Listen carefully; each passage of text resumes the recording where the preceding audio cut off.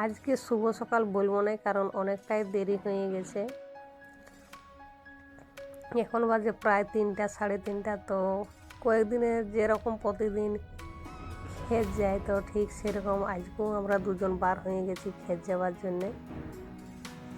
আর ওকে sweater Twitter সব পরান দিয়েছি যাতে করে ঠান্ডা না লাগে, আর বাইরে একদম ফাঁকা যাবে সেই জন্য আরও বেশি হাওয়াটা লাগে, তো ওই জন্য ওকে সোয়েটার পরান দিয়েছি।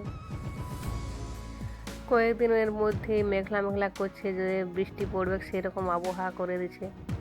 আর প্রত্যেক বছর দেখি যে এরকম ধান কাটাকাটির সময় প্রত্যেক বছরেই বৃষ্টি পড়ে। তো এই বছর কি করে জানি না, তো মেঘলা মেঘলা তো করছে। এই যে আমাদের সব বাঁধা হয়ে গেছে, তো একদিনে ভরা করে আছি, যদি গাড়ি পাই তো সব লেগা করাবো। তো আজকে তো আর হবে না। আর এখন যে গাড়ির খসামদি আর কি বলবো, 2-3 দিন বলতে হচ্ছে তবে গাড়ি পাওয়া যাচ্ছে, কারণ সবাই তো এখন গাড়ির দরকার। তো অনেক লোকেরই হয়ে গেছে, ধান ঘর ঢুকে গেছে, আমাদের এই একাই আছে। তো এই যে আমার সোনাবাবু সেই রাস্তা চললেই ঘুমান যাই। তো আর একটু হোক তারপরে ঘর যাবো। ওইদিকে এলে ঘরে এলে একাই আসি, তারপরে এইখানে এলে খেতে এলে একাই যাতে কীরকম লাগে। তো বলি সবাই একসঙ্গে যাব, আর একটু আছে ওদের কাজ করা হোক, তারপর একসঙ্গে যাব। সূর্যি মামার ঘর যাওয়ার সময় হয়ে গেছে, আর বেশিক্ষণ থাকবো না।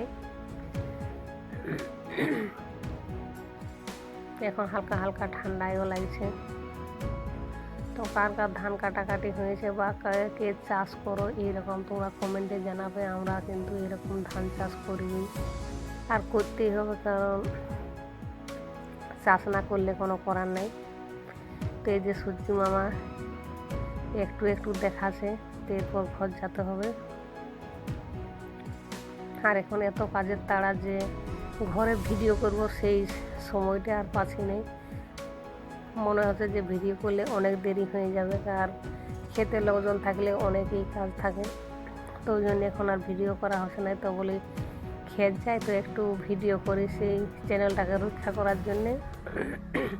এই যে সোনাবাবুর আমার কোলেই ঘুম ভেঙে গেছে, তো এইবারে ঘর যাব। আর ভিডিওটা কেমন হয়েছে তোমরা অবশ্যই কমেন্টে জানাবে। ভালো হোক চাই খারাপ হোক, কিছু একটা কমেন্ট করবে। একটা কমেন্ট একটা লাইক যদি করো, সেই কমেন্ট কিংবা লাইক দেখে ভিডিও করার আগ্রহটা কিন্তু অনেকটাই বাড়ে যায়, আর ভালোও লাগে। তো এই যে আমরা ঘর যাচ্ছি, আর এই রাস্তাটা তো আগেও দেখান দিয়েছি। এই যে কীরকম কাজ, আর দেখো একাই আসতে কিন্তু ভয় লাগে। তো আমাদের সেই অভ্যাস হয়ে গেছে বলে আর ক্ষেত এত দূরে, ঘরের কিছু দেখা যায়নি।